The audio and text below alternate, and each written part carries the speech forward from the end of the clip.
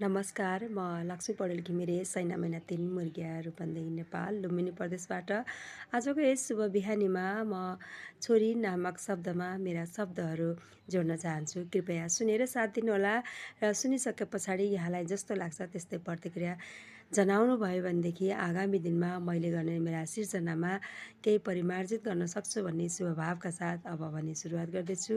छोरी नामक शब्दमा मेरा शब्दहरू। छोरी छोरी तिमी घरकी गहना, छोरी तिमी घरकी गहना घरलाई सजाउनु है।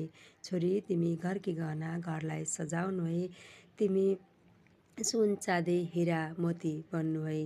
तिमी सुन चाँदी हिरा मोती बन्नु है। नबन्नु है तिमी फलाम, किनकि फलाममा त खिया लाग्न सक्छ। नबन्नु है तिमी फलाम, किनकि फलाममा त खिया लाग्न सक्छ।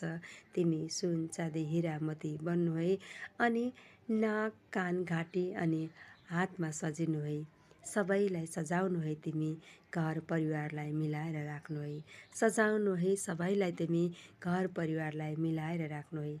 आज तिमी छोरी, आज तिमी छोरी, भोलि बन्नु छ श्रीमती अनि त्यसै गरी आमा, त्यसै गरी बन्नु छ तिमी छोरी, बुहारी, आमा, नाता विभिन्न गाँच्दै गाँच्दै तिमी अघि बढ्नु छ।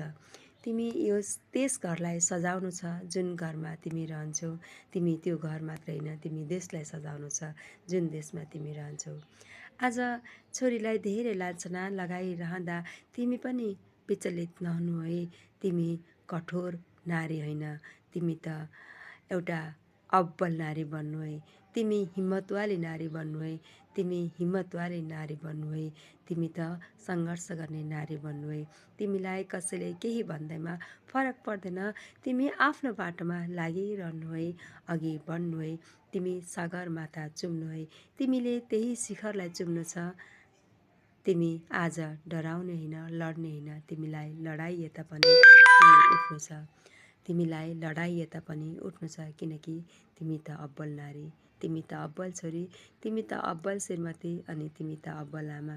आज देश विदेशमा आमा रोइरहँदा छोरी तिमी नरुनु है। तिम्रा आँखाबाट बलिन्द्र आँसु झरिरहँदा त्यो ताल पनि बन्न सक्छ, समुद्र पनि बन्न सक्छ। अब त बगाउने होइन आँसु, किनकि तिमी त अब्बल नारी, तिमी त अब्बल नारी। तिम्रो मन कठोर नरहला भन्न सक्दिनँ।